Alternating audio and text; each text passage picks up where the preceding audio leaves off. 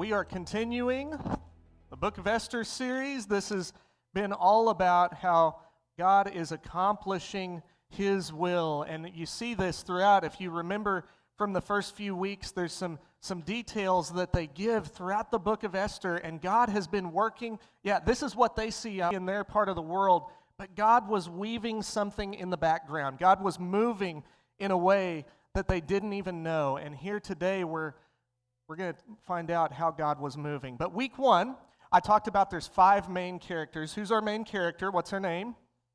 Esther. It's on the wall there. Esther. Esther was an orphan, and she was raised by who? Mordecai. Great job. Mordecai was Esther's cousin. Yep. So he raises her up. He's a godly man. God clearly put him in her life for a reason. Then we have the king. What's his name? Xerxes. Shout it out, Dan. Dan the man. He's got that. Xerxes was rich. He was powerful. He had 127 provinces, and he was a big jerk. He loved what was his. And if you crossed him, you were dead, or you were out. You were one and done. You don't cross this guy. He's all powerful in his eyes, but he's just a pawn to God. Now we look at the queen, not Esther, but the first queen. What was her name? Vashti, yeah. She didn't want to go out in front at the banquet. He summoned her, King Xerxes did, and wearing her royal crown, and she didn't want to do it. So what's he do? Cuts her off the kingdom. Then we have finally Haman. Oh, I should have told you. Haman's our adversary. I should have let you shout it out, but Haman we're going to see a lot more from him today, but last week he offered Xerxes 10,000 talents of silver, worth $300 million today. A lot of money so that all the Jews on a designated day would be annihilated in all 127 provinces. No pressure, right? So Mordecai sends word. This is again from last week. He sends word to Esther, shows her the edict that Xerxes wrote up and said, you've got to go. You have to approach the king. The pressure is on. She initially resists, but then she says these words. Let's look at this next slide here. She said this from last week. Go, gather together all the Jews who are in Susa and fast for me. Do not eat or drink for 3 days, night or day. I and my attendants will fast as you do, and when this is done, then I will go to the king, even though it's against the law. Read that part with me. And if I perish, I perish. She accepted the outcome. She was willing to be obedient regardless of the outcome. She's going to do it. Are you willing to be obedient without seeing the outcome? You know, God was working behind the scenes through it all. And just yesterday, something horrible happened to me. If you are on Facebook, then you know what happened to me. Yeah, I get a message from Grant of just him laughing about what happened. And that's all the message was. Early on, when Christina and I were dating, I had 3 major ultimatums. I said, these are deal breakers. I just want you to know up front. Number 1, we are going to love the Lord with all our heart, soul, mind, and strength. This is a Christian home. I'm not going to marry someone that does not share those values.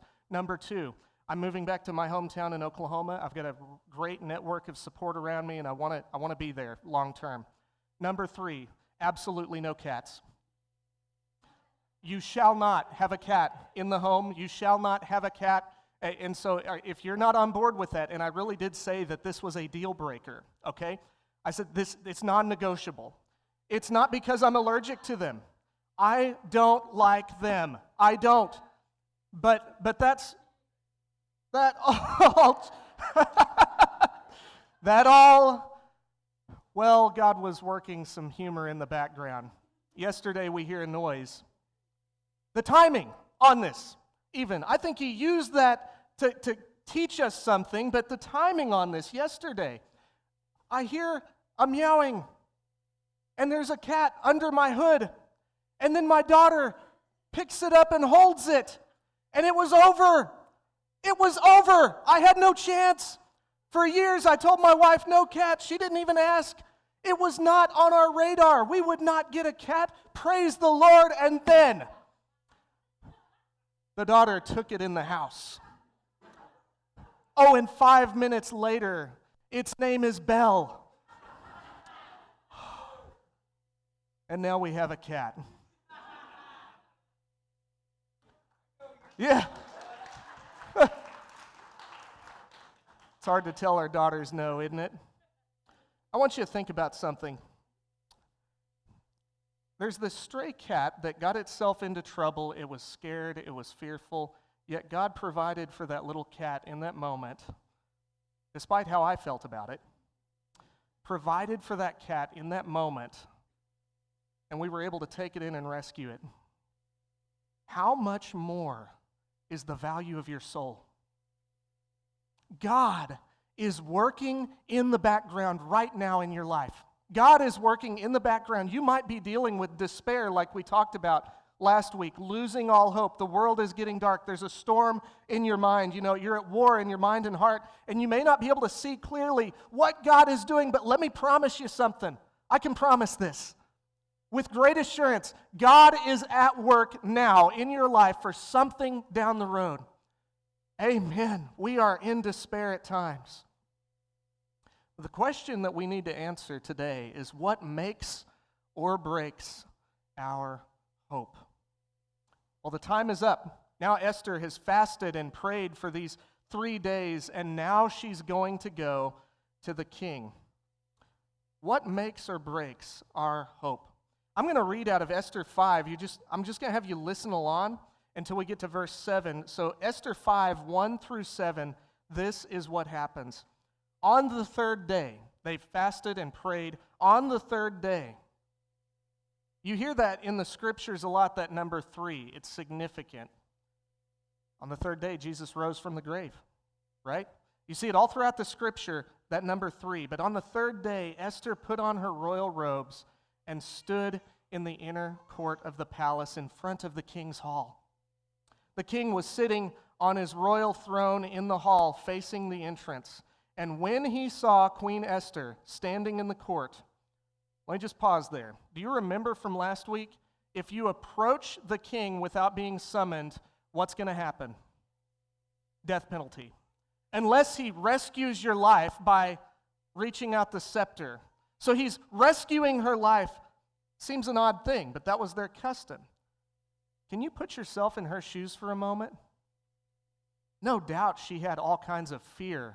No doubt she had all kinds of doubts. But she pressed on, and she was faithful, regardless of the outcome. The king was pleased with her and held out to her the gold scepter that was in his hand. So Esther approached and touched the tip of the scepter. Then the king asked, "What is it, Queen Esther? What is your request? Even up to half the kingdom it will be granted." Think about that. 127 provinces. The landmass being almost twice the size of the state of Texas. You can have up to half of that. Wow, that is significant. He was so pleased with her, he was willing to do that. "If it pleases the king," replied Esther, "let the king, together with Haman." What is God doing? Together with Haman. "Let them come today to a banquet I have prepared for you both." "Bring Haman at once," the king said, "so that we may do what Esther asks." So the king and Haman went to the banquet Esther had prepared. And as they were drinking wine, the king asked Esther, the first time, she said, "Come on later." Now there's a second time he asks, "What is your petition? It will be given to you. What is your request? Even half the kingdom, it will be granted." And then it says this up on the screen. Esther replied, "My petition and my request is this. If the king regards me with favor, and if it pleases the king to grant my petition and fulfill my request, let the king and Haman come tomorrow." What? "Come tomorrow to the banquet I will prepare for them. Then I will answer the king's questions." They prayed for 3 days, and there's 3 separate, significant things that are happening. God must have told her to go this way. It wouldn't have made sense for me. If I was in Esther's shoes, I would have immediately asked. I would have seized control. I would have taken and done things my way. But God was weaving in the background in the midst of it all. What is God up to? Well, we see From there, Esther had made that request, and it was going to happen. Then I will answer the king's question. Well, Haman is just in high spirits. First of all, he was invited in the first place to Esther's banquet that was prepared, but then she's invited him to another one. And if you remember from last week, with pride comes this great insecurity. Well, pride was just flooding his heart right now, because now he's got all this good stuff going for him. He's rich, he's powerful, he's the second in command of all the kingdom, all 127 provinces. When he walks in to anywhere, everyone but King Xerxes himself is bowing down in reverence and awe to the great and mighty Haman. Well, guess what happens? He's out and about, there's people bowing everywhere, but there was this man at the king's gate that was sitting down, and he refused to rise. Who was it? Mordecai, the same one that's been at the king's gate this whole time. This infuriated him. He was ready to have him put to death immediately for not rising, because he's just so great after all, right? And he goes home. You know what his response is? His response is he gathers up a party of people, his family and friends, and starts boasting about all his accomplishments. Why would he do that? Because the insecurity in him between him and Mordecai's response made him say, you know what, I've got to gather people together and just tell them all about how great I am. And this is what it says in the verse 5. He says, chapter 5, verse 11. Haman boasted to them about his vast wealth, his many sons, and all the ways the king had honored him, and how he had elevated him above the other nobles and officials. And that's not all. I'm the only person Queen Esther invited. I'm the only one. Do you hear that? That arrogance. I'm the only one Queen Esther invited to accompany the king to the banquet she gave, and she has invited me along with the king tomorrow.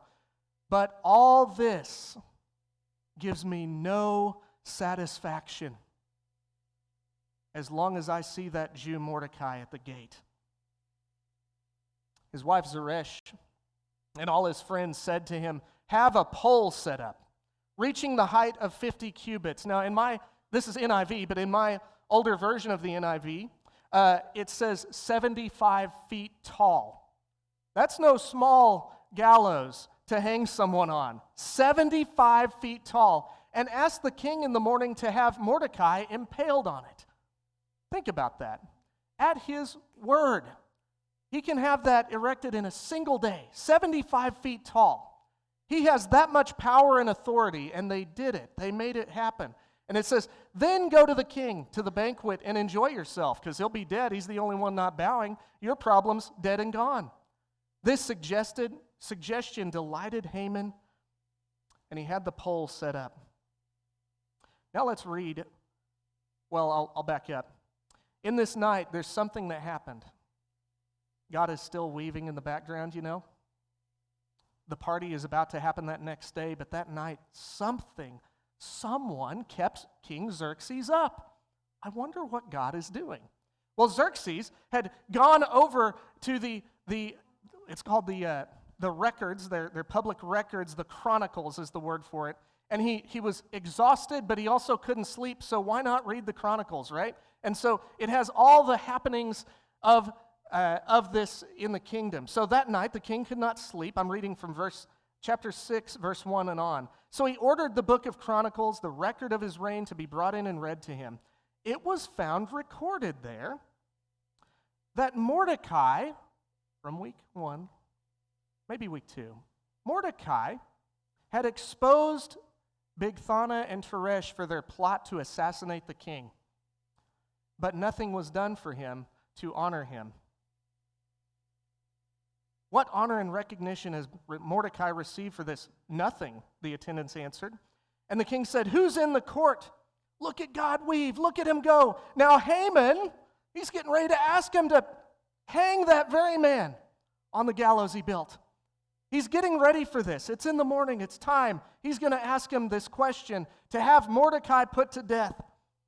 But Haman had just entered the palace to talk to him about that. Verse 5, his attendants answered Haman standing in the court, bring him in. And when Haman entered, the king asked him, what should be done for the man the king delights to honor? Who's Haman think that the king is about to honor? Himself. Because he's so great, you know? He's just so powerful and mighty. So he thinks to himself, who is here that the king would rather honor than me? Do you hear his pride taking over?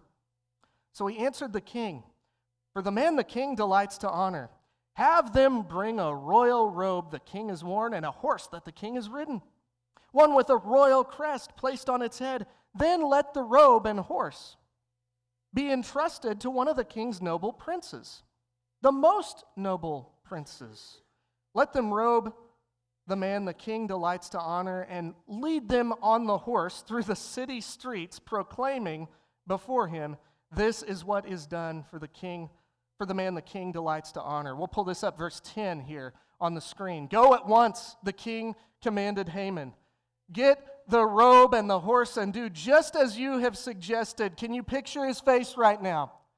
For Mordecai, the Jew.